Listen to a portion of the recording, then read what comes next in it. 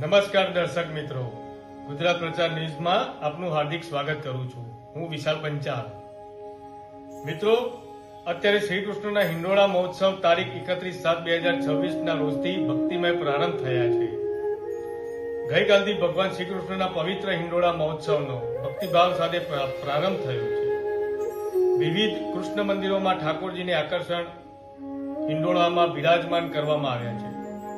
મંદિર પરિસરોને ફૂલો, મોરપીંછ અને રંગબેરંગી શણગારથી શણગારવામાં આવ્યા છે, જેના દર્શન કરવા મોટી સંખ્યામાં ભક્તો ઉમટી રહ્યા છે.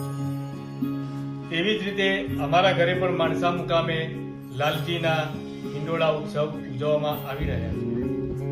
મહોત્સવ દરમિયાન ભક્ત કીર્તન, આરતી અને વિશેષ દર્શનનું આયોજન કરવામાં આવ્યું છે. ભક્તો દ્વારા ઠાકોરજીને હિંડોળા ઝુલાવી આશીર્વાદ મેળવવાની પરંપરા નિભાવવામાં આવી રહી છે. સમગ્ર વાતાવરણ કૃષ્ણ ભક્તિના રંગમાં રંગાઈ ગયું છે.